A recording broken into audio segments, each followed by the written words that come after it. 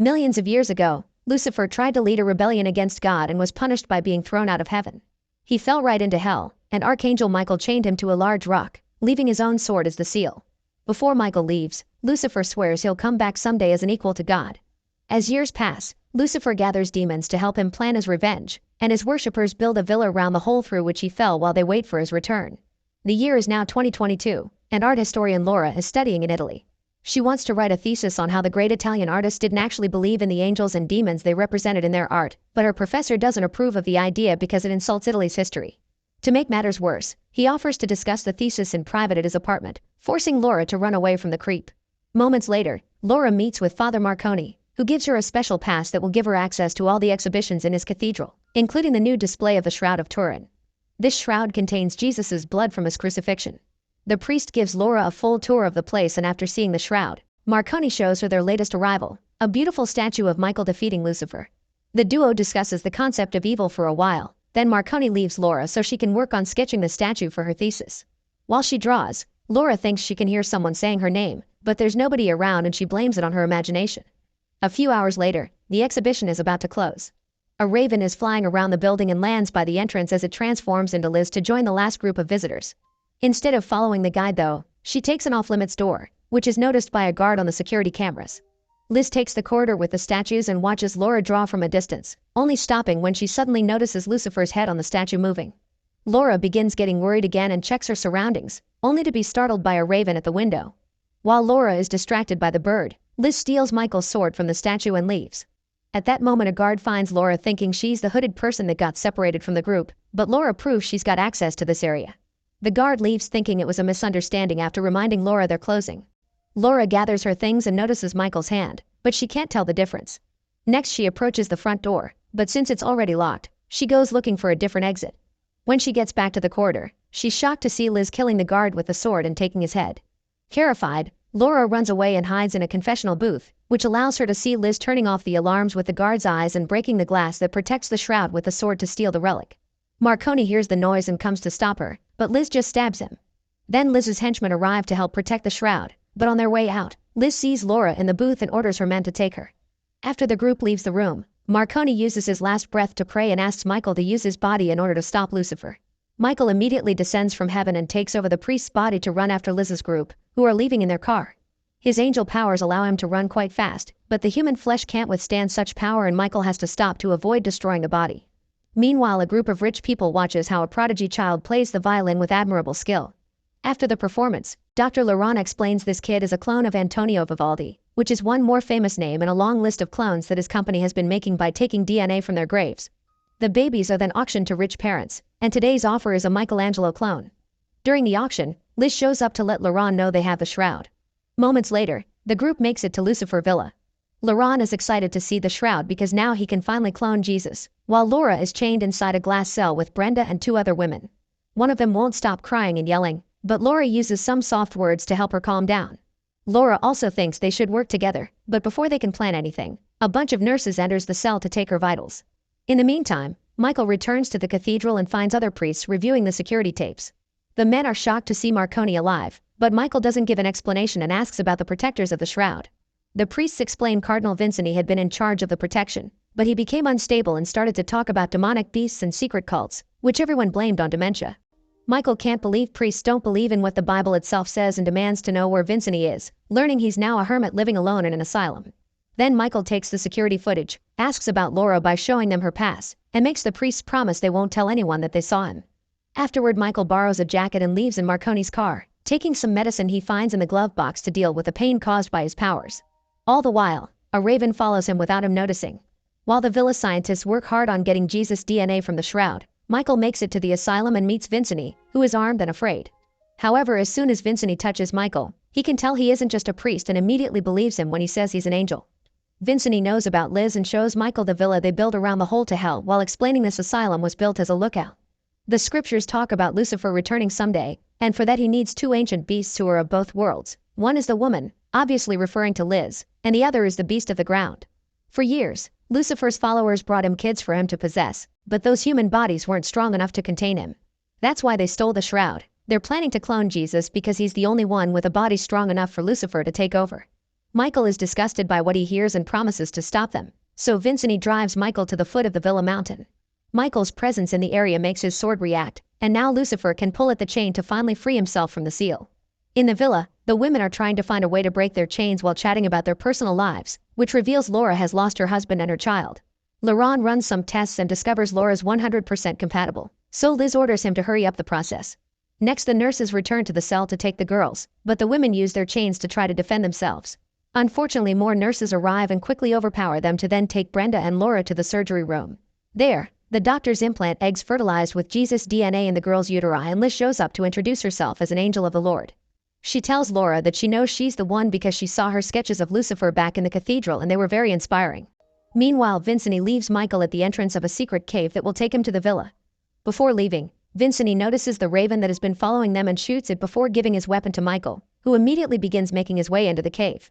Moments later, Laura and Brenda are dressed as brides and brought to a gathering of the Lucifer worshippers, where they're chained to a pillar. Then the beast of the ground comes to pick up the girls and puts them inside a huge bird cage that is lowered inside the well that protects the hole to hell. Suddenly, a bunch of demons appear around the cage and hold the women down while Lucifer transforms his body into only its essence so he can enter Brenda through her mouth. For a few seconds, Brenda struggles against the devil, but in the end she can't stand it and dies. Then Lucifer leaves her body and enters Laura's instead, who manages to survive the possession without trouble. Afterward, Laura walks outside in a daze and Liz presents her as the chosen one before taking her to a new glass cell with a bed and a vital sign monitor.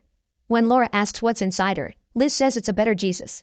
Back to Michael, he finally finds a door in the cave tunnel and shoots it open to enter the villa. The guards immediately notice him, and when Michael fails to use his weapon, he gets shot in the shoulder.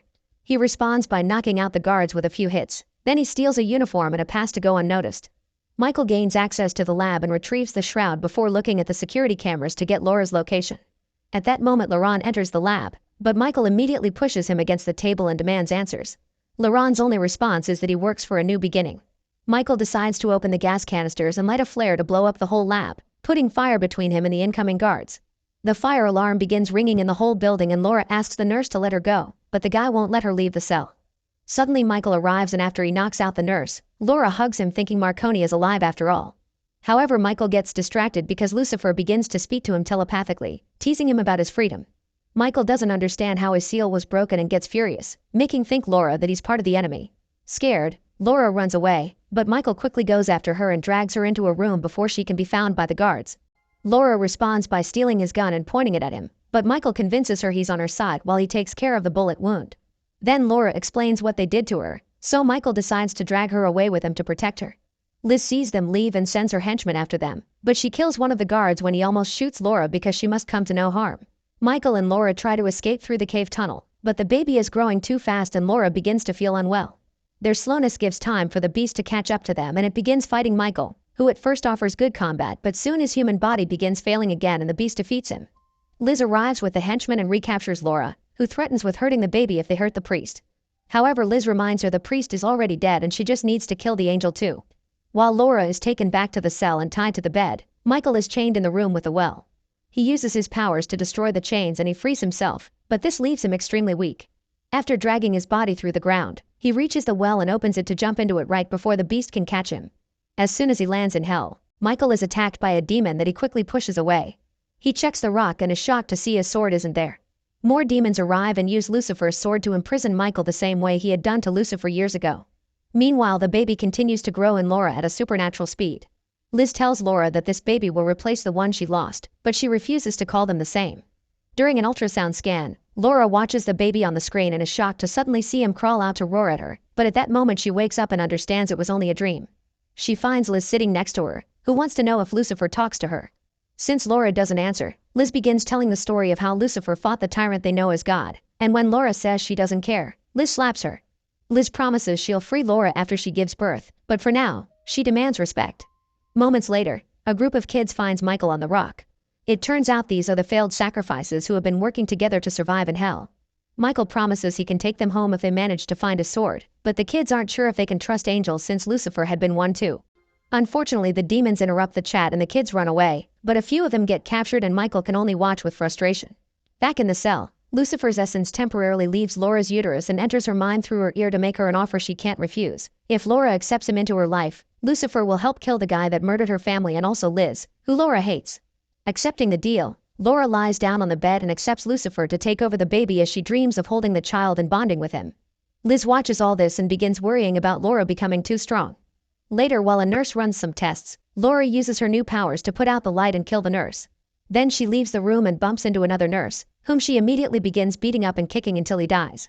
Suddenly Laura snaps out of Lucifer's dark hold and is terrified by what she just did, deciding she must kill the baby before it gets worse.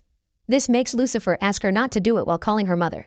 Laura ignores Lucifer's voice and runs into a janitorial closet as guards begin chasing her. After locking the door, Laura grabs a bottle of chlorine and struggles against Lucifer's control to drink it. As Laura pukes and begins wiggling in pain, Liz kicks down the door and yells at Laura for what she did to the baby. When she's about to leave to find a doctor, Laura suddenly uses her powers to close the door and push Liz to the ground to puke on her face.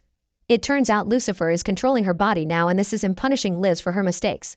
Liz wishes she could have been the one to carry the baby, but Lucifer ignores her pleas to give her new orders. After the birth, nobody can know what happened here, so everyone must die. He's also worried about the fact Laura and the baby are bonding, meaning she must be killed after the birth too. Then Laurent arrives and Lucifer hits him as he demands to be saved from the chlorine. Moments later, Laura's body is put inside a healing pod. Lucifer's essence temporarily leaves her body and takes over a demon in hell to talk to Michael to make fun of his failure, which is seen by the kids from the shadows as proof Michael is a good guy. After Lucifer leaves, Michael finally understands why God is allowing this to happen, and the kids come to his rescue. They aren't strong enough to remove the demon's sword from the chains, so they go looking for Michael's own sword. They find it among some rubble, but before they can give it to Michael, a bunch of demons arrive and offer freedom to the kids too. For a moment the kids hesitate, but then they remember what they heard and they give the sword to Michael, who momentarily gains his old form and kills the demons. After promising the kids he'll come back for them soon, Michael returns to Earth in Marconi's body and retrieves the shroud before going back to the main building. He knocks down a guard and steals a weapon before going to check on Laura, only for Lucifer's voice to answer her. Desperate to help, Michael begins pushing the pod to take it into another room, which is seen by a nurse. After locking the door, Michael opens the pod and tries to explain the baby isn't what Laura thinks, but Lucifer pushes him away with a mighty roar. Then Lucifer guides Laura's body to stand above Michael and announces her water has broken before releasing the liquid on the angel, burning his body. Michael tries to run away, but Lucifer grabs him and holds him on Laura's lap as he asks to be worshipped. When Michael refuses, Lucifer stabs his neck with Laura's fingers, but Michael won't give up and shares the conclusion he reached. God is allowing this because if Lucifer enters Jesus' holy body, Jesus will keep him under his control and sealed forever. Lucifer is furious to hear this and begins throwing a tantrum, knocking out Michael in the process. When Liz comes with the guards, Lucifer asks her to kill the baby, but Liz assumes it's Laura talking again and makes the guards take her to the altar. On top of the well to hell, Laura gives birth to the baby and Liz immediately takes him away. Laura is left alone on the well and the beast opens the lid to make her fall before joining the others outside. Liz presents their new savior to Lucifer's followers and announces he'll be baptized with blood instead of water. Then the beast proceeds to kill every follower, doctor, and guard. Laurent is shocked but also glad to be spared. However, after he gets to kiss the baby's head, the beast kills him as well. Meanwhile, Michael wakes up and breaks the window with his weapon to escape the room. He enters the well room and finds Laura hanging on the edge, so he helps her up before they go after their enemy together. Liz is about to leave with the baby in a car, but Laura jumps on her and hits her before reaching for the child. Liz asks for no harm for Lucifer, and Michael explains that the baby isn't Lucifer. The devil didn't choose Laura, God did, and she gave birth to what will become Lucifer's eternal prison. Laura gets in the car and leaves to find Vincent while Michael stays to fight because the gates to hell are now open, meaning the demons will try to escape. Michael rushes to the well and closes it, only to be found by the beast, who throws him away to start opening the well again. Before the beast can do so, Michael discovers the explosives Liz left to get rid of the evidence and activates them now, causing an explosion that destroys the facility and covers the hole under all the debris. Sometime later, Vincent takes Laura and the baby to the cathedral and they return the shroud while Michael returns to hell to free all the kids as promised. Years pass, and Laura lives with Vincent in the asylum to protect the child, who has grown well and healthy. One day, Liz sneaks into the forest to watch the family and tries to call for Lucifer, but when the devil tries to escape, the child simply absorbs him back into his body to keep him sealed. Make sure to subscribe and turn on notifications so you can watch more videos like this. Thanks for watching.